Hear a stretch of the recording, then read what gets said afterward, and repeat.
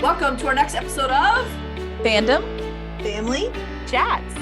This is a production of Family Fan Clubs on Facebook. You can find us all over Facebook. You can find us all over social media under Fandom Family Chats. Look us up, get dialed in, get plugged in, and get ready to listen to some crazy people talk crazy stuff. Hey guys, welcome back to FFC. I'm Maureen. I'm Jeanette. I'm Eve. We are back with our much anticipated final recap of Cruel Summer. You'll notice you're getting it a couple days late, and sometimes real life happens and injuries happen to me. So we had to postpone it a couple days, but I know you're not going to worry because Cruel Summer is done. And I know that you're dying to hear the many things that we have to say about this episode. At least I have many things to say. I have so many things to say. So many things. It's probably beneficial that we took a little bit of time to record this because I feel like I needed to process all of it to be able to come in here and talk about it. I feel like I needed to calm down a little bit before I recorded. I think that's it, because I was just a little disappointed with how, not disappointed in the we'll get into it. I wasn't necessarily I will not gonna say I'm disappointed with the season because I still love the storyline, but just lots of things that I felt like we needed one more episode just to kind of give us a little more time, more of something. Yeah. So let's dig into what happened in the episode first, because we have a lot of things that we want to go through here, but let's talk about what happened in the episode. Now, did anyone else notice that it said 1999 winter when it opened, but it was Luke on the dock, so it's clearly winter of 2000? I did not. That was my first really? These are things that you should get down pat in a show like this. It's clearly winter 2000. It's New Year's Eve, day after New Year's Eve. It's New Year's Day 2000. But yes, you did notice that. I mean, not a big deal, but I think for me, it kind of set the tone for the whole episode. Yeah. No, I mean, it is a big deal. It is now winter 2000. Mm-hmm. Well, for a second, when they showed that, I said, oh, wait, there's more that happened in winter, not 1999. Oh, what did we miss? And then I was like, wait, but this is just after the cabin. So where are we? Yeah. Exactly. So we find out that Brent was the one who was paged. Mm-hmm. And I did kind of enjoy how they set this up, that we got to see Brent go down there and we didn't really see what happened. I like that they filtered out what happened throughout the episode, but we see him come through wet, or we see the shoes wet. He's soaking wet. The one thing, the continuity error I had there is they fought in the night, right? I assume at some point early morning, but it was dark outside. Yeah. When Steve woke up, you have to imagine he's not waking up at 4 a.m., 3 a.m. It's light outside. You can see things and he's still soaking wet. So how much time did Brent go out there? And the reason I'm pointing this out is because Isabella went out there when it was still dark and killed Luke. Yeah. But Luke was home during the day, sitting there soaking wet. So yeah, it makes me wonder. It's well, obviously he wasn't swimming around looking for him for that long, because at some point Isabella was there and killed him. Yeah, exactly. Yeah. But so, you kind of thought he was at first just by seeing how soaking wet he was, that he searched long and hard. But he would at least be moderately dry if that were the case. Unless he stayed at no, I don't know, unless he went home and then went back. Here's the thing. Early in the morning and now he's coming back wet. I think it's a continuity error, which is a real bummer, because this show cannot have continuity errors. A show that's set up like this, you can't do that. They would have crossed paths at some point. So that's another mistake, that it was light when Brent came back soaking wet. There was still wet footprints on the floor. So he's wet enough to soak things on the floor enough that you could see them on the floor. So he had just come back home soaking wet, and Isabella went there when it was still dark. So that's a continuity error. And that was another thing. I was like, come on, guys. All you had to do was just make it still dark outside at his house, and Steve got woken up by him coming in, and that's exactly why yes. I don't know how special effects work, but just make it dark. You can very easily do the editing. Yeah. Can't be that hard. I mean, they already do it with the color differences between the years. So I mean, come on, you're better than this. We know you're better than this. But we see that Brent and Luke bicker. Luke is sick of hearing how their mom died. Dad publicly blamed him and he wouldn't carry the weight anymore. But he says that something along the lines of, I don't want to be like you and Dad. You two are the same. And that obviously ticks Brent off, because I don't think Brent likes his dad very much either. No, and I think that was a low blow from Luke, because I don't necessarily think that Brent and his dad are the same. I mean, Brent also just came out there to help you. I don't know. I felt like it was definitely there's definitely similarities. Don't get me wrong. Brent thinks he's untouchable, but that's about where it ends. But I wouldn't call him and Steve the same. No. Yeah. And what a good dad to tell the world publicly, my son killed his mother. Like, yeah, he is an awful human being. Awful. Mm-hmm. I have no words for that. I was so irritated that. More irritated that we're just hearing about this in the last 2 episodes, but whatever, it is what it is. But the fact that Steve said that to him was just terrible. Just terrible. And what do you remember what point it was that Brent shoved him in? Was it that when he was talking about his mom? No, it was because I had to be like, okay, I feel like I kind of got this right just a little bit. I'm pretty sure it was when he was telling him about like like he mentioned something about the tapes, and Brent was like, "Are you serious?" Because I got so much hell for this, and then he smiled about it though, and he complimented him on it. But I thought that was where they started fighting. That was where it started because Luke came back at him when Brent was like, "Oh wow, props to you, bro."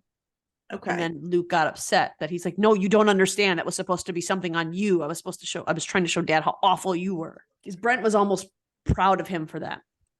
But there was something specific that Luke said that really pushed Brent over the edge and made him like shove him into that pole and then into the water. But I don't remember what exactly it was. I don't either. I think it was about the mom. It might have been.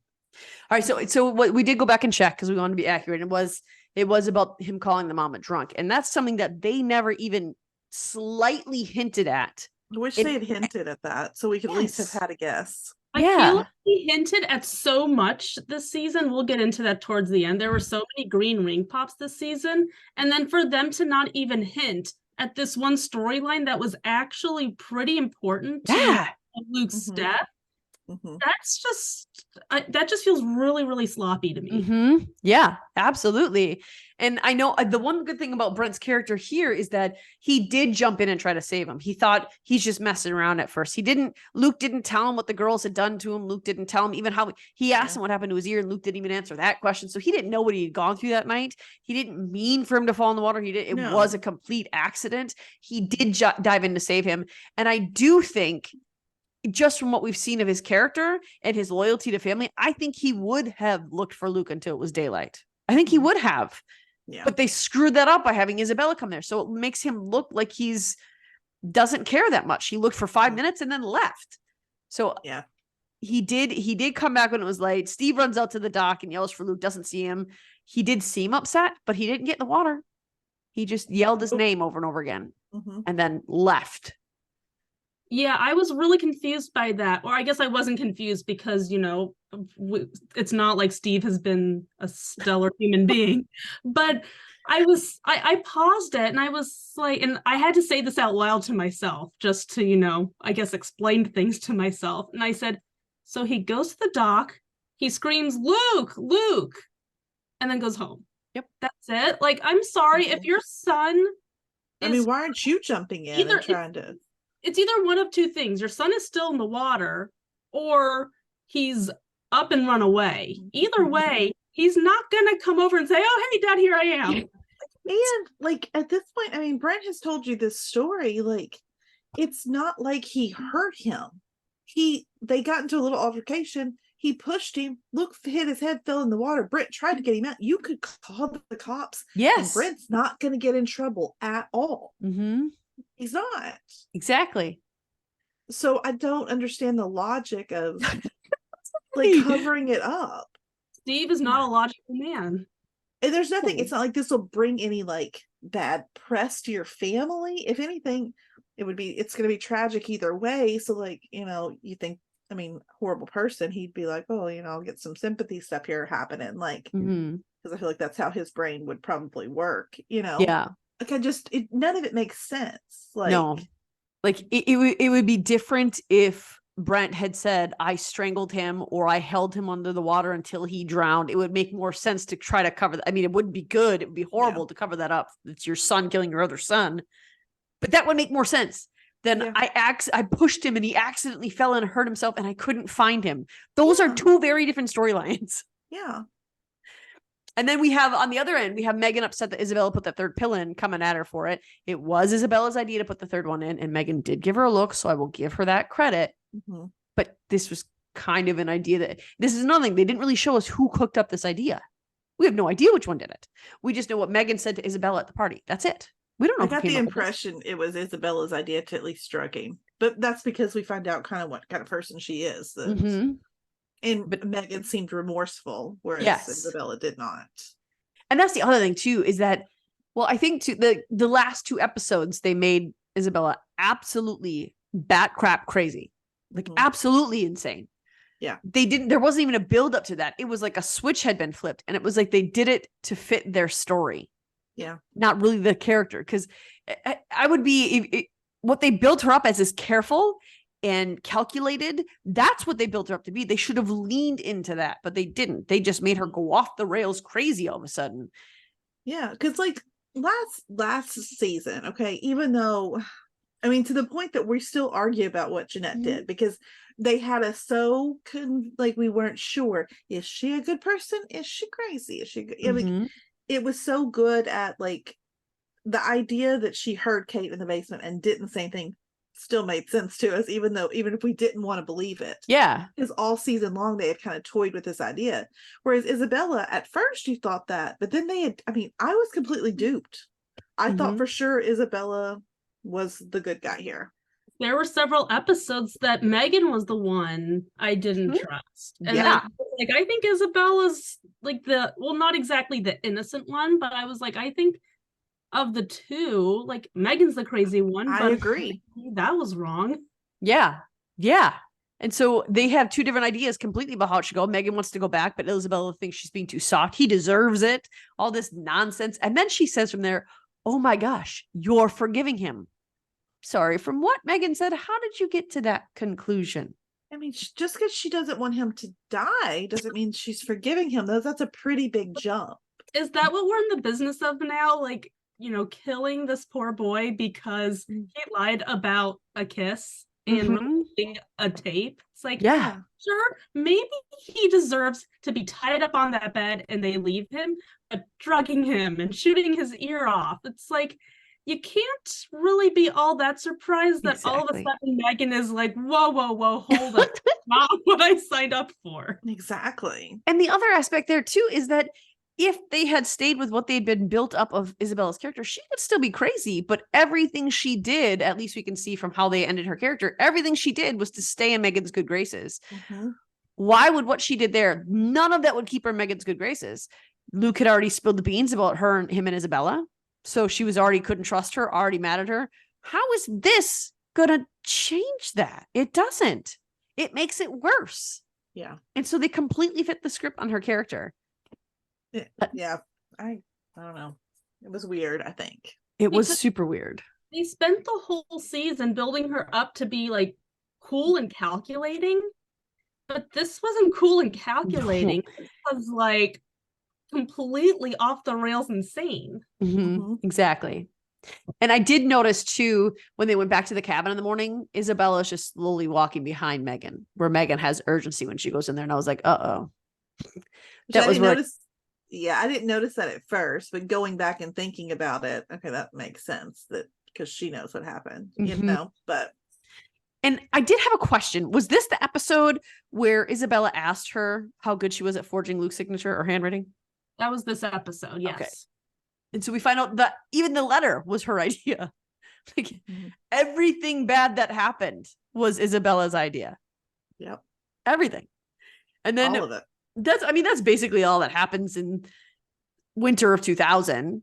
So let's move into present day. Let's go into what happens where Isabella, and this part was also like, why are you doing it this way?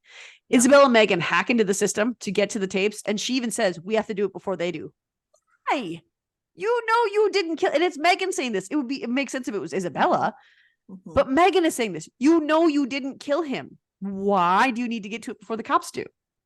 Because it's going to show who did it.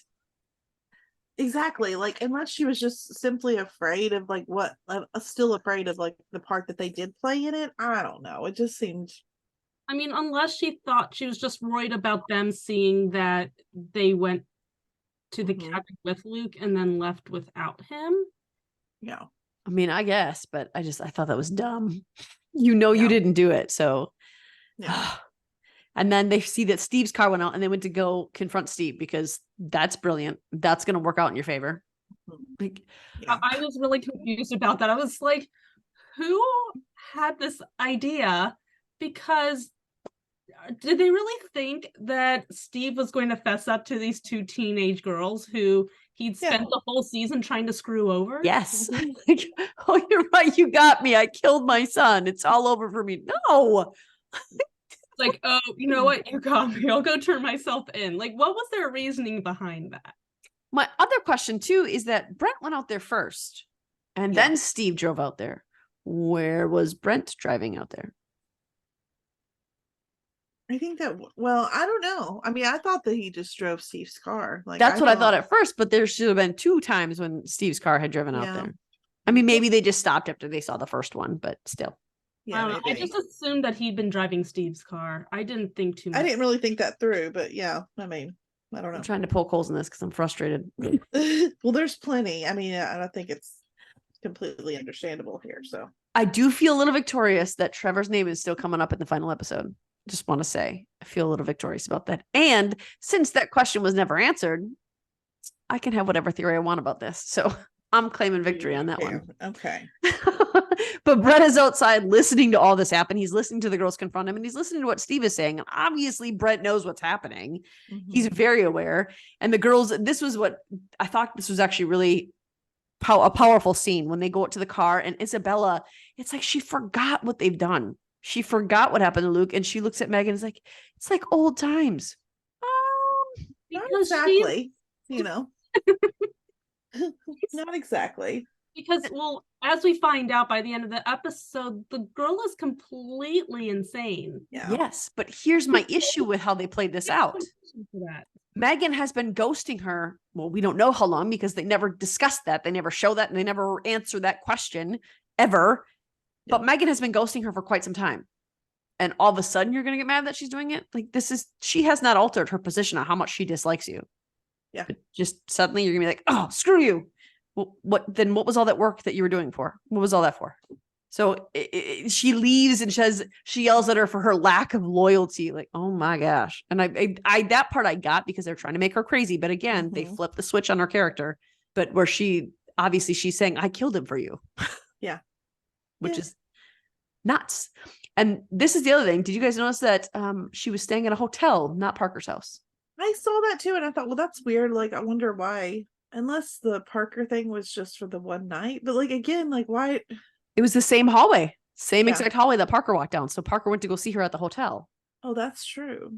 She never went to, well, did she ever end up at Parker's though? No, she was at the hotel from the moment she moved out of their Airstream. She went to the hotel. And that's when we find out that she is checked out and ducked out. And here's another fancy thing that they expect us to believe Isabella knew how to do. She turned in a doctored tape. It was only conveniently just no part of the tape was ruined. So they couldn't rewind it though. Yeah. They could only play it forward from that one spot. That's all that was on the tape. How did you do that? Are you Harry Potter? Like there's no way you could do that.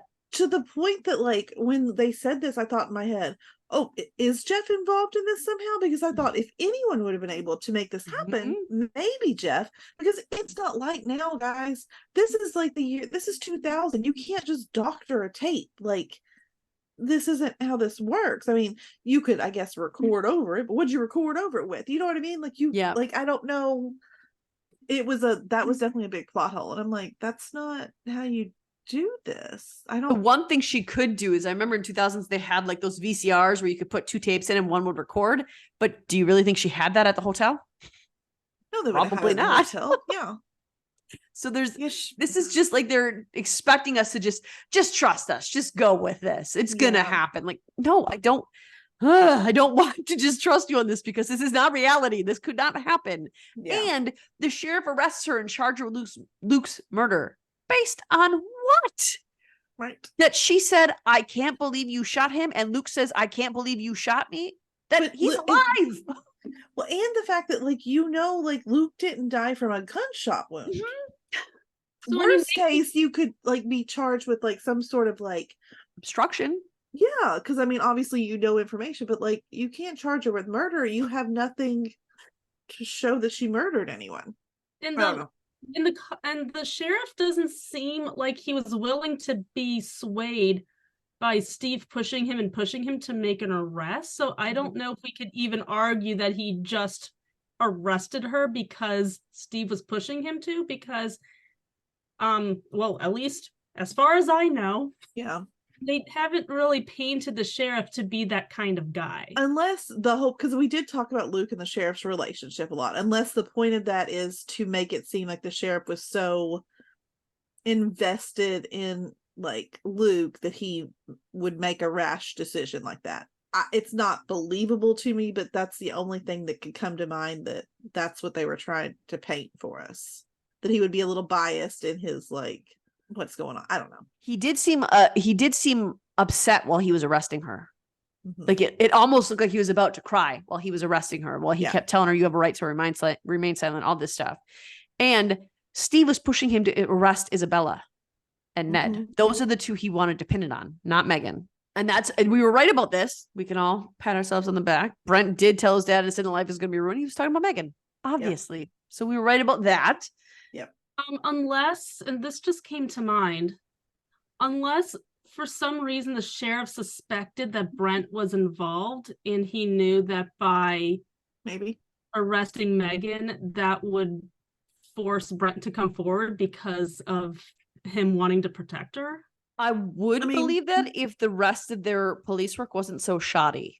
I don't think this sheriff, I had high hopes for this sheriff, but they did bad police work this entire season.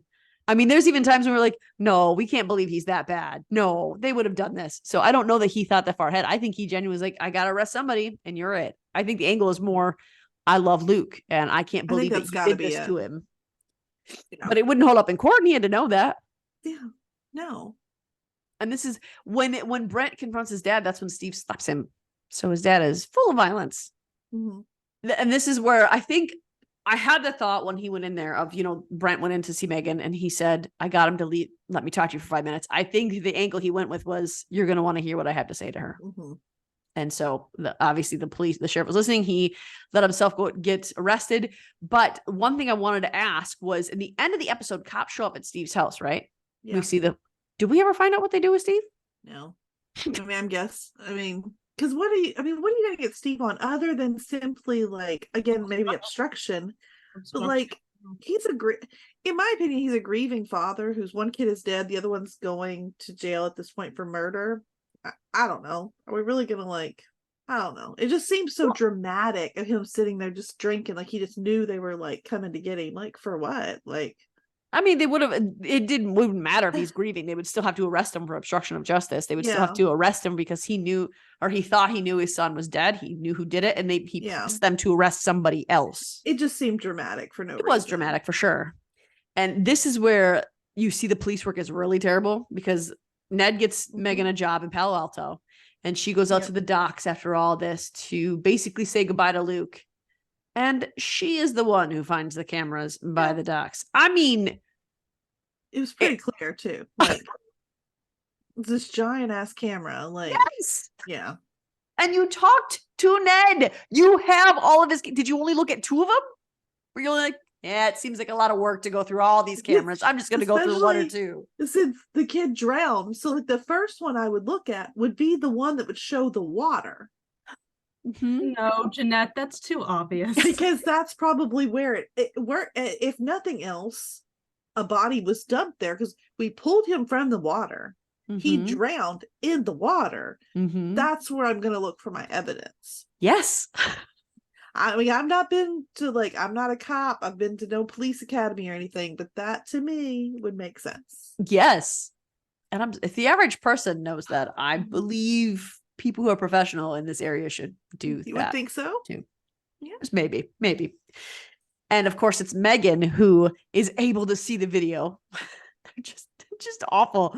She sees Luke kill murder. Nope. That's not what I meant to say. She sees Isabella kill Luke.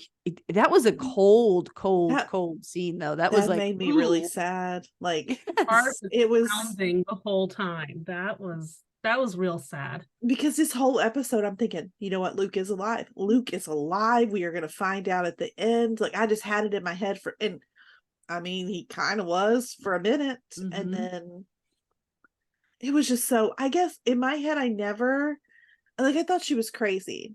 But the fact, just the way she just casually just held his little head down with her foot and then just pushed him and sailed him away. It was just so like, cold. Ooh, that was like wild. Like, it was dark.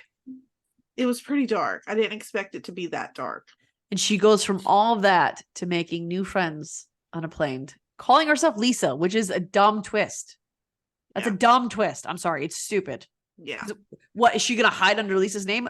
They're aware of what Lisa's name is. So there's no reason. And she was going to Ibiza. Wasn't that where Lisa died? St. Bart's. I don't know if that's in Ibiza. What is the connection with Ibiza? Because I remember them saying Ibiza earlier. Maybe that's where the school was they met. No, maybe I don't know. I just remember that, like, because it was funny because then I was watching Summer I Turned Pretty, and Steven mentioned that Shayla was in Ibiza, and I was like, oh, watch out, Shayla, stay away from Lisa. Okay, so St. Bart's is in Ibiza.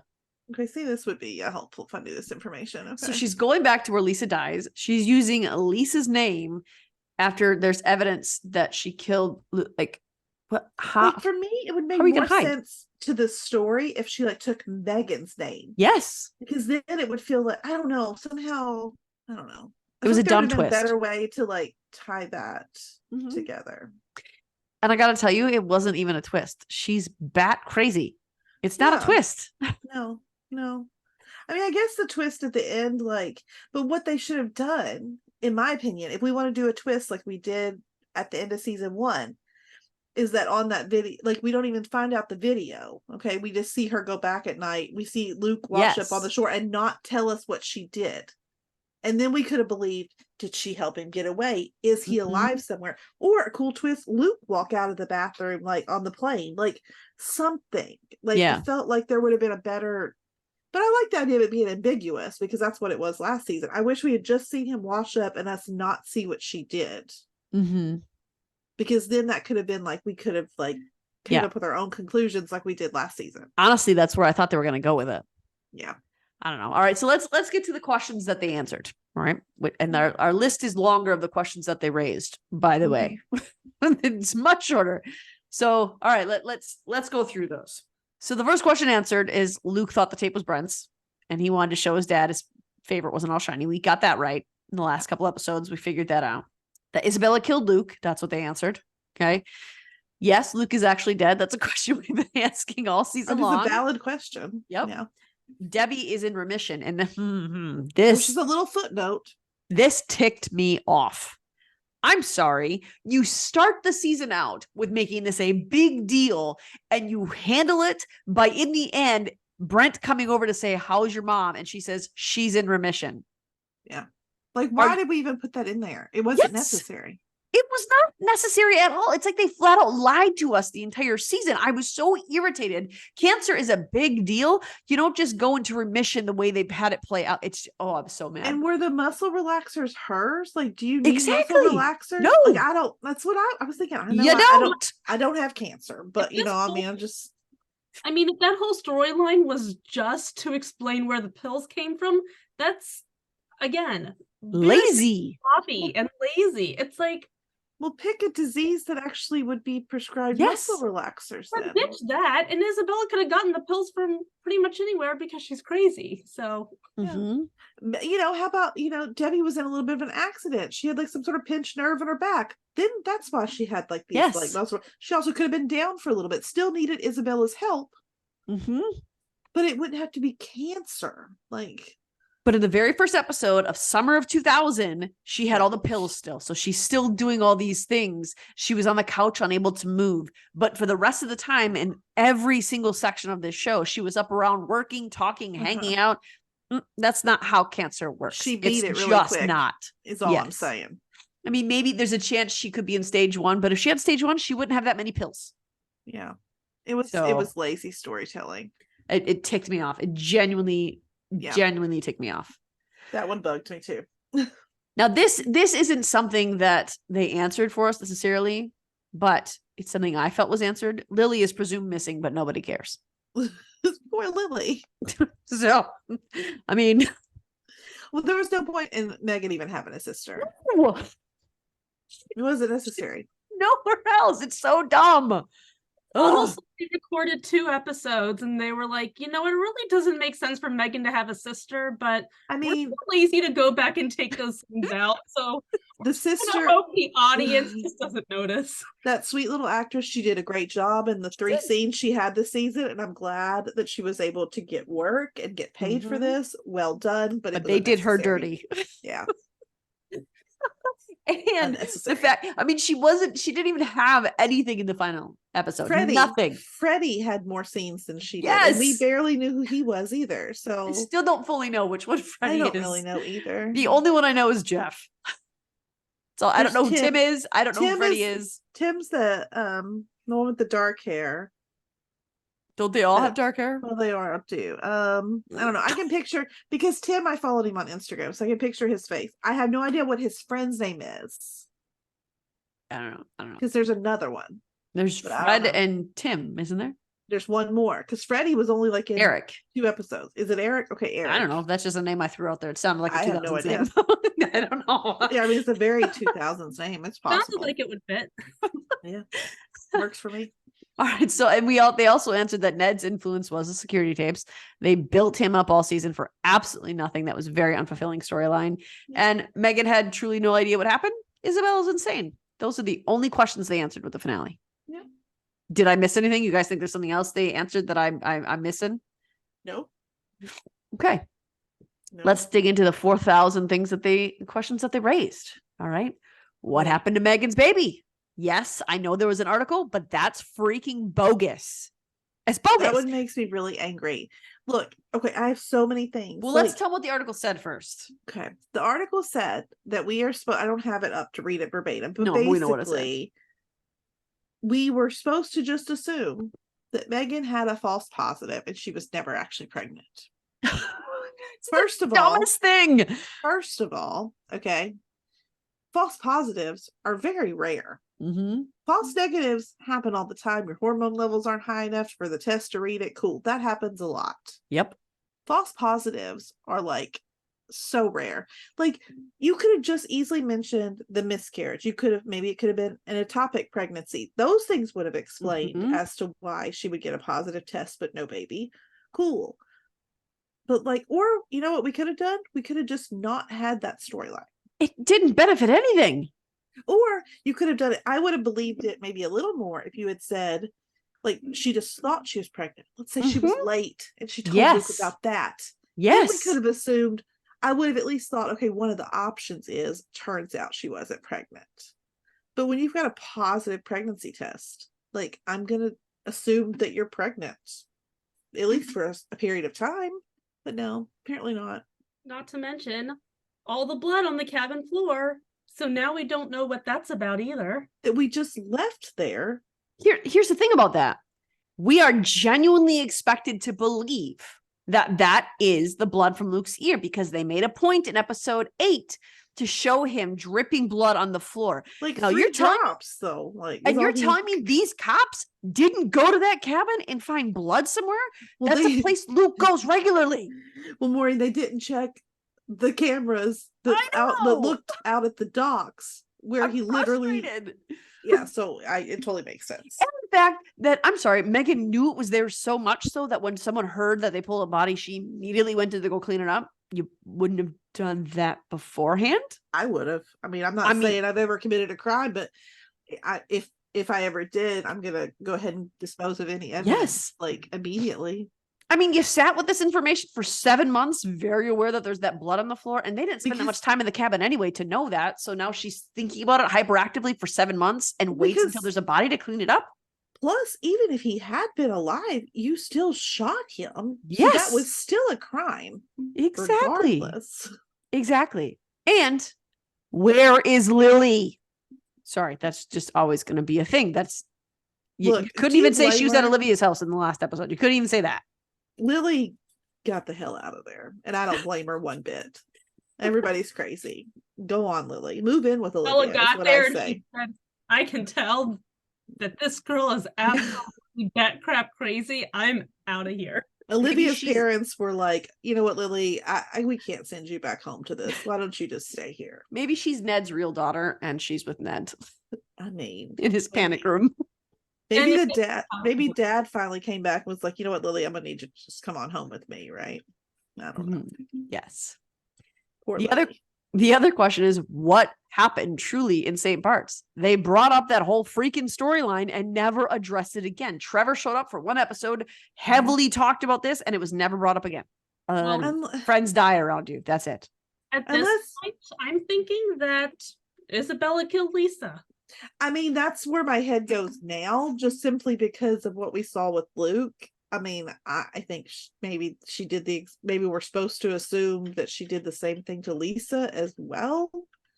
I don't know. They're expecting us to make a lot of assumptions. That's it.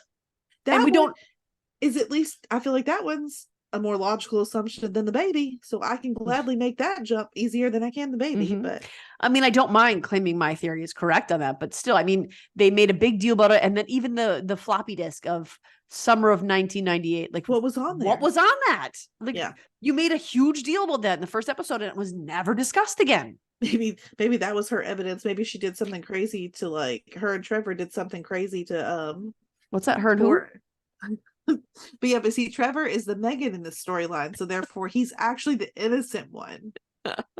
Still involved.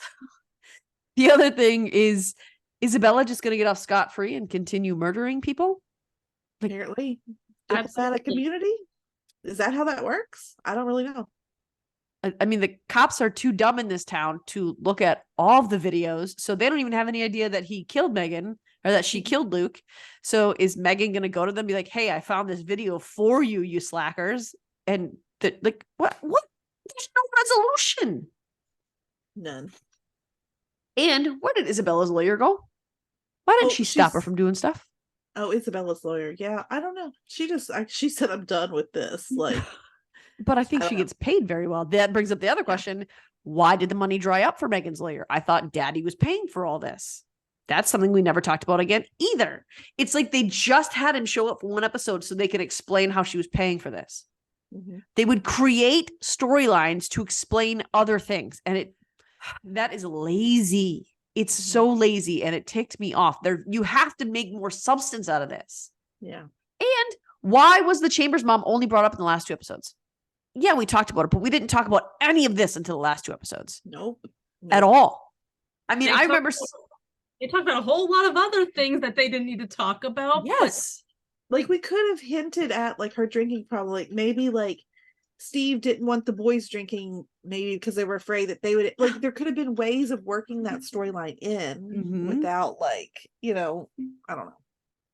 Or at least just Steve doing a quick, I can't believe you drank at that party after what happened to your mother. What happened to your mother? Like, something. Anything. Yeah. Exactly that. And then also, what about the sheriff's gambling issue? That was a green ring pop because they brought that up and then they showed him exchanging money with someone. They were trying to lead us off the trail there. But there was 2 episodes where they made sure to focus on it and then they never brought it up again. Which, I mean, that's a green ring pop I'm okay to accept. Just like Jeff's illegal activity. That one they answered though. But it was not like important, which I think is the same type as like the green ring pop. So like I'm okay with those little like things, but like there was too many. I think there was way too many. Many. Like, why did Megan go goth? What made her go from winter of 2000 to summer 2000, going from what she dressed and looked like until then? Like something had to snap and change to make her do that. I mean, I'm trying to think back. I feel like, I mean, and Kentucky's usually behind on stuff, but like, I feel like the goth stuff happened earlier than 2000. I mean, it was a mix. It was a mix, but I mean, we experienced it probably more around like, 97, 98. And we're usually way behind on trends. So it was like, my high school was like half goths and I graduated in 2001. No, it just seemed out of nowhere. It was weird though. It was weird. And why did she cut Isabella off so harshly when they seem to be semi-okay? Like they weren't cut off the way they are now. Megan went to her and they talked about forging the letter. What made her hate Isabella the way she did? What? And the other thing that wasn't answered is, when did Debbie get sick and how did Debbie get sick? They said she's in remission. Now that word automatically makes you think cancer, but they never talked about it. They never addressed it. They never said how she got sick or even when she got sick. All we know is kind of cancer. Yes. Like, I mean, yeah. And they never answered what was Brent's connection to Megan. Like, why was it so strong? What happened there? Why is she the only one he's willing to protect? And that could have been clear. I mean, I've got all these ways you could have made that happen. Like we saw those videos of flashbacks. You could have thrown in a little bit of extra time of showing Brent and Megan being super close, like when they were kids, if we wanted to paint that picture or something. I don't know. There's little ways of answering these questions. That's the irritating part. Yeah. We have this. The other two questions I have is, why is Isabella introducing herself as Lisa now? That seems like a dumb plot point and unnecessary completely. Yeah. I would understand if she introduced herself as some other name, but the fact that she chose Lisa and she's going to where she possibly killed Lisa, because I think that's what we're kind of assuming at this point, that feels really stupid on Isabella's part. And we've learned that up until now, Isabella's not stupid. Not at all. Yeah. She's crazy, but she's not stupid. Not stupid. No. The other thing we learn when Brent is confessing to Megan is Megan says, "You put the $5,000 in the cabin?" He said, "Yes." Why? Is that what they say? Because that part I missed. I thought she said you put the bag in the cabin. She said the money, and the money was in the bag. So that begs the question, how did he get Isabella's bag?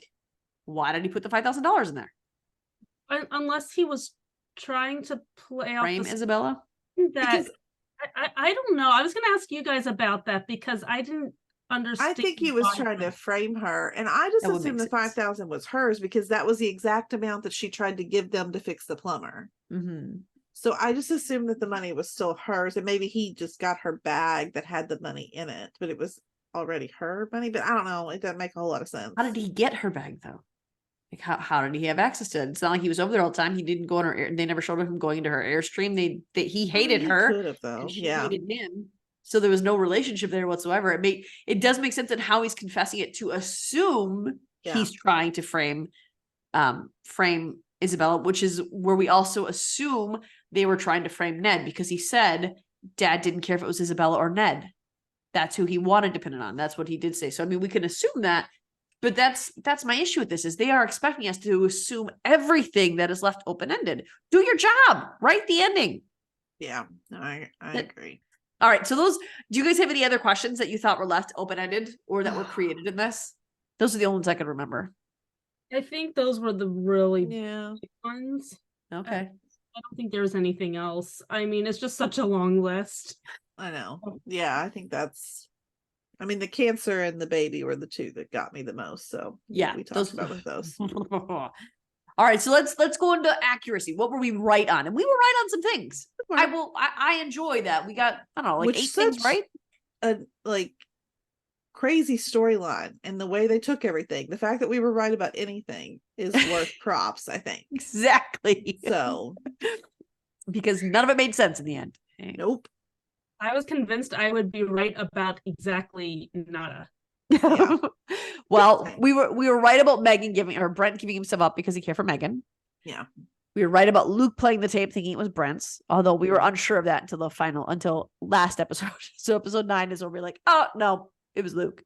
Yeah. Of course they showed us that. So I think I'll take 50% on that. Right. We knew Luke. We were right up. I said several times that every time we mentioned it, I said, well, Luke played, like when we found out Luke played, I said, I don't think he thought it was his tape though. So yes, I'm going to take that little sliver of a win. We should. Okay? Yeah.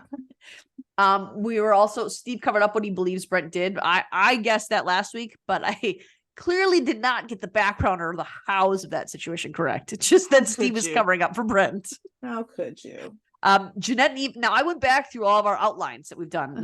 We only kept them post episode 4. So I went back and added what we have. So Jeanette and Eve have Brent listed as someone Luke would have called or paged in their list from the last couple of weeks.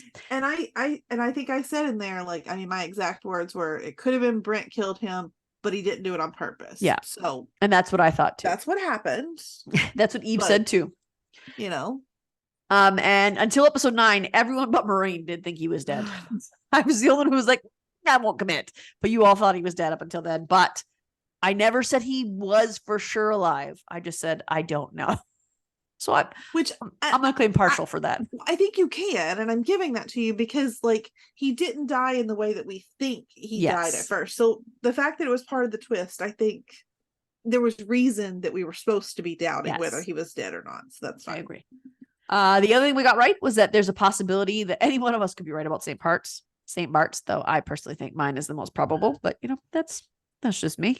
Yeah, because I changed my answer. I mean, I don't think Trevor did it, but I think she killed her now. Mm-hmm. Like, so I will say I was wrong because I think at this point I was wrong.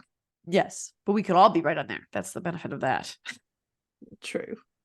We were right that Ned's cameras were key, and that was the main reason. But I think I was also right that Steve was trying to use him as a scapegoat. Brent did say that. So we got that right. And the last thing we were right on, Eve was the one who got this.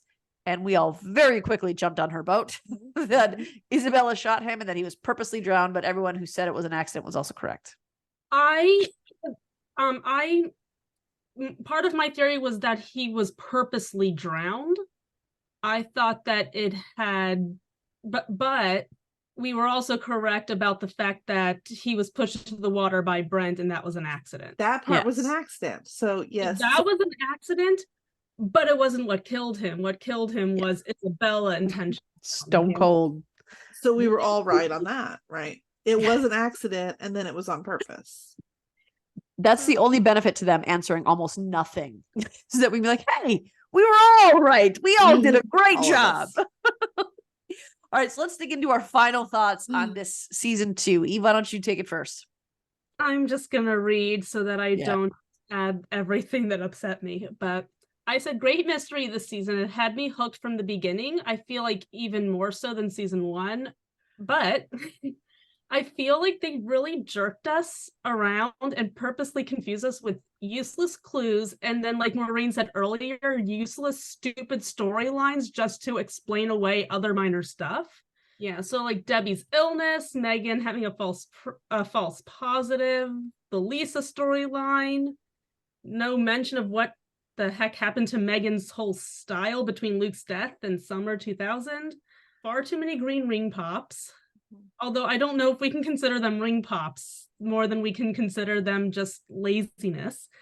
So I love a good twist that makes you think, because that's what we got with season 1. Like, I still think about that from time to time. Yeah. But I didn't care for all the storylines that they decided to just leave open to interpretations. Like, it's okay to have a twist that leaves that open to interpretation. That's really clever writing. But not a whole bunch of storylines that you just choose to not close up. Not 90% of the show. Yeah. You answered 10% of what you put into that show and you left 90% undone. And that ending, honestly, that ending does not make sense unless you're going to continue with the storyline. And really, how can you do that?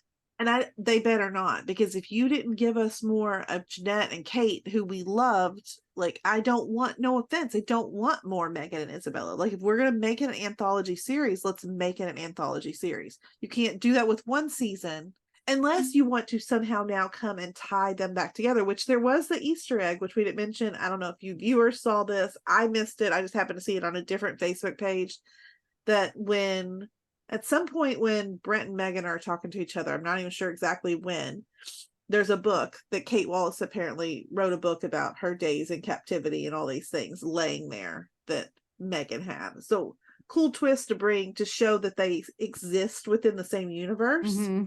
So the only way I'm cool with you continuing this story is if you are somehow going to also tie in some season 1 characters, now that we know that they can exist in the same universe. And I don't know, that's the only way that I accept that. Yeah. And I do get that there was some strong issues with the production staff and the writing staff going into season 2. And a lot of them were not involved in this because of that. And I think that might be why they went anthology, because all of those actors who were on season 1, they were the ones saying, we got a season 2. And they were really excited when it was announced. But then after that, there was some sort of argument, discrepancy, something between the staff that worked on season 1 and the staff that wanted to continue. Yeah. So I think that's when they decided. I don't think it was always intended to be an anthology. I think that's when they decided to do it. Yeah. But that's just conjecture on my part. Which I like, because I think if we continue the story, like we now know these characters well enough to know, like we won't be duped by Jeanette, whether she's crazy, or Isabella being crazy. Like you won't be duped by these things. Like I think if we're going to do more, I want it to be brand new characters again. Yep, exactly. All right, so Jeanette, what were your takeaways? I purposely didn't write anything down because I wanted to just speak freely. I agree with what Eve said. I will still stand by. I think this storyline was more addicting and more fun to theorize as we went through than even season 1 was. But I think it got too convoluted, and I think we had too many things going on. And I don't know, were you all just writing as you go, figuring it out as you go? I mean, season 1 felt like they had the beginning and the end, and then they just worked through the middle to get themselves there. Whereas this one was like, we just started at the beginning and just started writing. It was like, you know what, let's go this way today. This sounds good. It just it did not clean up as well for me as season 1 did. I agree completely. Still, I mean, I don't want to say too many terrible things, because I think back, I've had so much fun on these podcasts. I've been looking forward to them, coming up with theories, and I think they've done a really good job of making us think about those things. I stand by, I feel like we needed one more episode where they could have like made this ending flow better. We needed just a little more time. Yeah, I would even say another 10 just to flush out all the things that they left out. I mean, it's almost like the things that they left out could be another whole season just on their own, because they put too much in, like you said. Yeah. I think there was a lot of wasted opportunities. I think they squandered a lot of storylines, and essentially they filled the season with not just green pops, but outright lies to try to get us to go somewhere else. So they spent so much time focusing on stories that they weren't relevant in the end. If the last episode, or maybe an additional episode, so I agree with you there, if it wasn't played into that, or they answered more questions than were raised, it would have been better. But to compare it to the first season, in the first season, they wanted us to think, to keep us guessing. And that was great. That's why we got so hooked so fast, because they did an excellent job all the way through. Yeah. But this season, given what the ending was, it seems like they were more concerned about leading us intentionally astray. That was their sole purpose, is let's make them never, ever know what's going on. And you can do that if you never give anything an ending. So the way they tied up some questions, like Debbie, for instance, it was crap. In my opinion, offering only an offhanded comment for an answer. And though I did thoroughly enjoy the season as it played out, I really liked it. It kept me guessing more. It kept me more like, what really happened? What are these possibilities? Oh, I bet they're going to go this crazy way. But the last episode, it sort of ruined it for me, because it seemed incredibly intricate. It was really, everything was woven together, but we can see by the last episode, it actually wasn't intricate. It actually wasn't woven together. It was just things that were thrown at something. So it wasn't as intricate as they were playing it up to be. And they weren't really any layers that made sense. So for me, it was just, I loved episodes 1 through 9. Loved them. Episode 10, it ruined it for me, which is a bummer. I agree. Yeah. I feel like all of the useless storylines that were thrown in there, I feel like I would be much better with this season finale if those stupid storylines were made smaller. Like, you know what I mean? Like, if they made them smaller so they weren't made to be as big a deal as they were. But like Ned said, it's almost like they were writing from beginning to end, and then they got to episode 9, they were like, oh crap, we gotta wrap this up. More episode, let's pick and choose what is gonna actually be a thing. Yeah.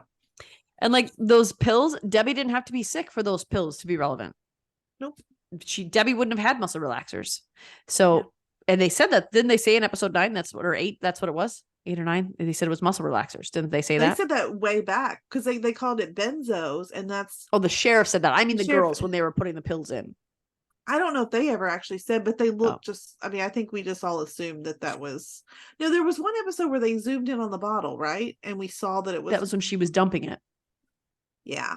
She took it out of the Landry's medicine cabinet. Yeah. So even when you gave Debbie, it didn't explain away why those muscle relaxers were there. So we were intentionally led astray. And I think that you can still be creative, weaving an intricate story that keeps us guessing, that keeps us on our toes, and we can't fully figure it out, while not outright lying and leading us in different directions. Yeah. Because in the first season, they never really hid anything. They just told you the story in bits and pieces. This one, they didn't hide anything either, but they threw a whole bunch of information at you that had no impact on anything. And that was a mistake. Yeah. But I think if they would have tied it all together, if they would have answered all these questions, I think it would have been a stellar season. Absolutely. So do you guys have anything else you want to say about Cruel Summer? I still love the show and I can't wait for season 3. Make some small improvements. Make it a little better than this season. Get the old team back together. We believe in you. Just do better. I don't know. I was thinking about I wonder what if we did do it another season though, what time frame I would love them to go back to, because we've had 80s. some I think the 80s would be cool, because I don't think you can't go forward anymore. I mean, for me, or it doesn't feel nostalgic anyways. Exactly. I would think, or I feel like the 60s would go way far back, but I feel like the 60s is just a really cool era to I don't know. It'd be kind of fun. I feel like it would be fun and different to go way back into the 70s, 60s or something. Yeah. I mean, granted, I wouldn't be able to jam out to the music oh, I remember that, but it would still be fun. You know? I mean, I'd still jam. I love that music. I so still would, but it wasn't when I was born. this one was fun for me because I graduated in the year 2000. So they were all exactly my age. And even, the other ones were close. So. And I think the other thing I liked about the first season was it was spread out over 3 years, where this was spread over 6 months. Well, a year. Yes, it was spread out over a year. Yeah. But that's the other thing I think it didn't work, because they threw so much and huge mountainous changes in a year. Yeah. Agreed. It made more sense to lay it out over more time. So I think if they have a season 3, whatever decade they take it to, split it up, make it each one a different year. Yeah. That's one thing about season 1 that made a whole lot more sense, was having it 3 different years, because having 3 different storylines, but they weren't so evenly spaced out, made us wonder things like what on earth happened to what was the deal with Megan's goth look? Yeah.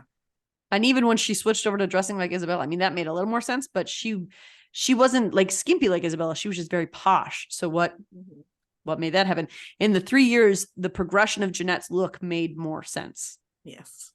So, I mean, I do hope it gets renewed. I hope that they, honestly, I know it's not, sure, I know it's not my job to write shows, and I know it's an incredibly hard job to do. I know there's a lot of time and effort that they put into it, but my honest thought is I hope they do better, because this wasn't it.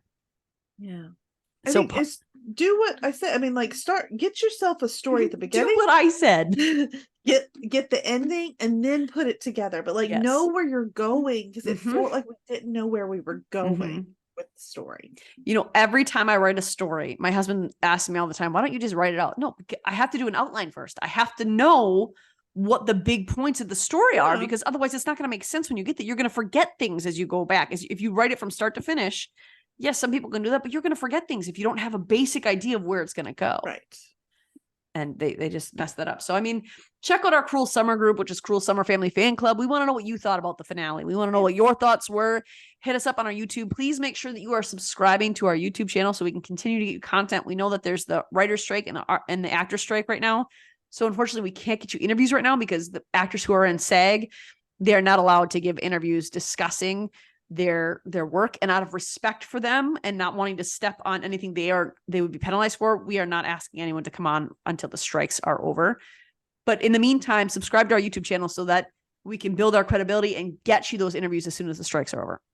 Make sure you're doing that. Check out our last Netflix review that we are giving you on Wednesday. That will be not family. It'll be feel-good movies. We're talking about The Perfect Find, Happiness for Beginners, and The Outlaws.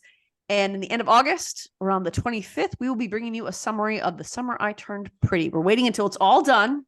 And we all are very passionate about this show and which team we're on. So it might be a longer episode, but we are going to lay out our cases for you. And we're going to get into the nitty gritty of that. If you have not watched that yet, it is on Amazon Prime. Go ahead and watch it there. There's only going to be 10 episodes. I think they just did episode 6 just came out yesterday.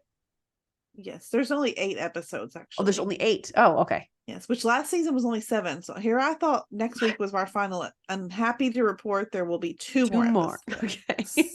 So make sure you're watching that. Tune into our episodes and make sure you're interacting with us. Let us know what you think of our podcast. Let us know what you think of what we say. Do you agree? Do you disagree? What are your theories? We want to hear them all. So on that note, we will see you real soon. Bye, guys. Bye. Loving our content? Subscribe to our YouTube channel and don't forget to share our podcast with your family and friends. We want to continue the conversation with you. You can find us on Instagram, Twitter, or TikTok under Fandom Family Chats, or one of our ever-growing Facebook groups by searching Family Fan Club. We've also launched a website, Family Fan Club 2021 at Wixsite.com. You can email us there and keep checking it for announcements and merch coming soon. And of course, be sure to tune in every week for new episodes discussing all your favorite shows.